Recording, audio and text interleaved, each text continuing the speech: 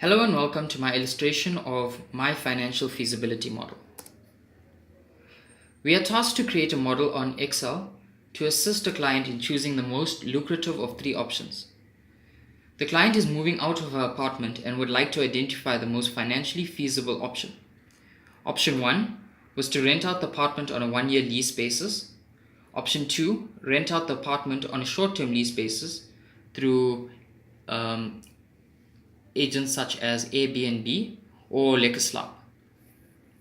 Thirdly, she would like to sell the property through an agent and invest in a maximum portfolio of 3 unit trusts. We will compare these options based on their net present value. The option which yields the highest net present value will be regarded as the most feasible. The following cycle will be the approach for this model, followed by a final conclusion. We start off by a research input data, then we determine expenses, determine revenue, determine after-tax cash flow, determine MAR, and finally calculate the net present value. If you look at option 1 for rental income, we can see that historic data was used and an average between the average percentage increase over the years and the average inflation rate was determined as an escalation factor of 5.71. This factor was then used to forecast rent for the next 5 years.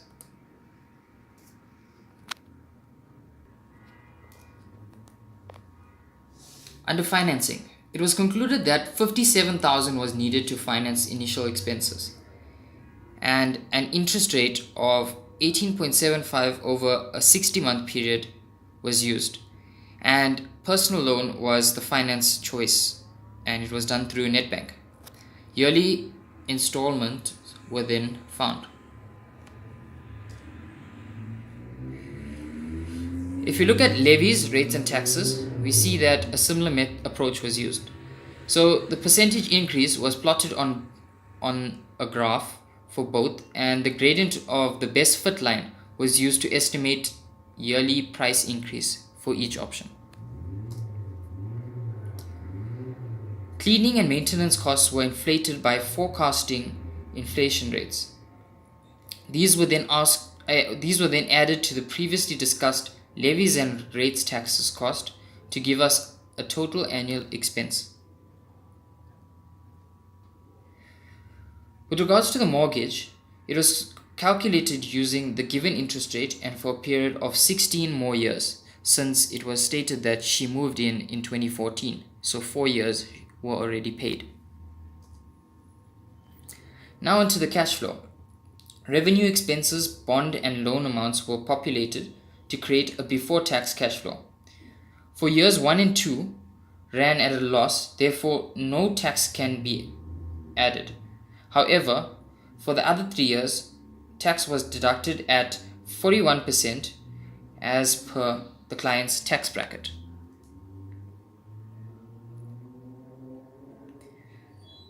The MAR and the NPV. So the MAR was calculated by incorporating prime interest rate, inflation and a safety factor.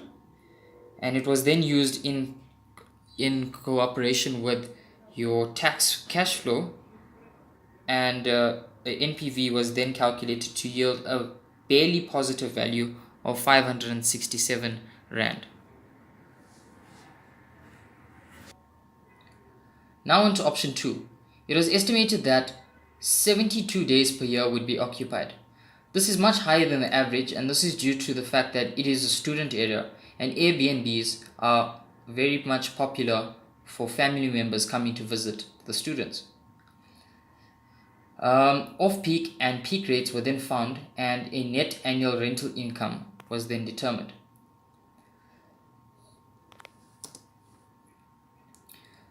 The same method was used for financing as in option 1, and personal loan was once again the choice of financing. Other similarities to option 1 include mortgage, levies, rates, and taxes. Total expenses.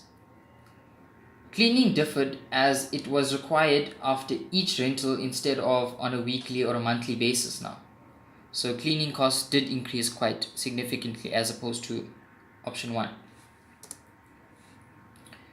After-tax cash flow values were created, and due to the before-tax cash flow every year being negative, tax could not be deducted at all.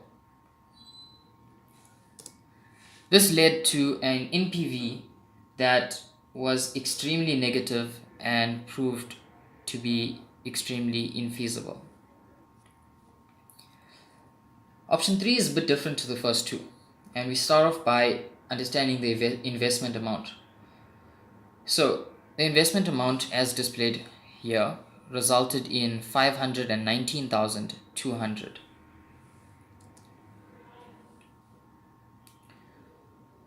Portfolios. Allen Gray and Coronation offered the best portfolio options, and these unit trusts balanced out risk and aggressiveness quite well. A 60-40 split was used to ensure that there is this balance of risk and aggressiveness in terms of investment. Using the principal amount, interest earned was calculated and accumulated to produce a final amount of almost 98,000. The final amount of the NPV was then converted to a present value, which yielded a very positive amount. The reason why it had to be converted to a present value was because the interest earned value was a future value. Based on the NPVs, it is clear that the third option is definitely the most feasible option, and this is the option that should be chosen. Option 2 had a lot of expenses and revenue was not able to overcome these expenses. Option 1 was regarded as a safe option but did not yield enough NPV, although it was positive. Thank you.